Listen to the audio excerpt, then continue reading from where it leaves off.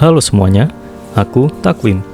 Di video ini, aku dan Zidni akan membahas kondisi lingkungan di Papua Barat, mulai dari hutan, iklim, sampai flora dan fauna yang terancam punah. Papua Barat dikenal sebagai salah satu wilayah dengan keanekaragaman hayati tertinggi di Indonesia. Betul, tapi di balik kekayaan itu ada tantangan serius yang perlu kita pahami bersama, terutama dari data beberapa tahun terakhir. Pertama, kita lihat kondisi hutannya. Pada tahun 2022, luas hutan Papua Barat masih sekitar 8,85 juta hektar. Namun pada tahun 2023, luas ini turun cukup drastis menjadi sekitar 6,03 juta hektar. Lalu relatif stabil di angka 6,0 juta hektar hingga 2025. Penurunan ini dipengaruhi oleh pembukaan lahan, pembangunan infrastruktur, serta perubahan administrasi wilayah. Berarti hutannya langsung rusak semua? Tidak sepenuhnya. Sebagian penurunan juga berasal dari pembaruan data dan pemetaan ulang kawasan hutan.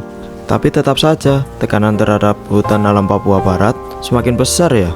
Sekarang kita masuk ke iklim. Suhu terpanas di Papua Barat pada tahun 2022 berada di kisaran 31 sampai 35 derajat Celcius. Pada tahun 2023 dan 2024, suhu meningkat hingga mencapai 35,5 derajat Celcius dan pada tahun 2025 berada di kisaran 34 hingga 36 derajat Celcius. Kenaikan ini dipengaruhi pemanasan global dan fenomena El Nino. Kalau banjir, bagaimana Sid? Dengan suhu tinggi, apakah banjir sering terjadi? Menariknya, dalam periode 2022 sampai 2025 tidak tercatat banjir besar, sehingga tinggi banjir dicatat 0 meter.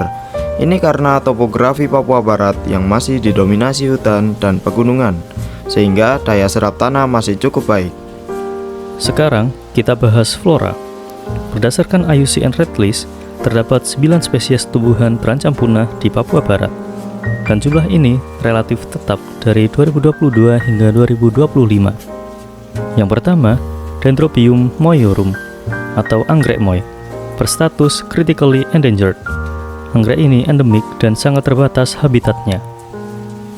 Kedua dan ketiga, Nothofagus stylosa dan Nothofagus womersley, dikenal sebagai pohon sage pegunungan, juga berstatus critically endangered.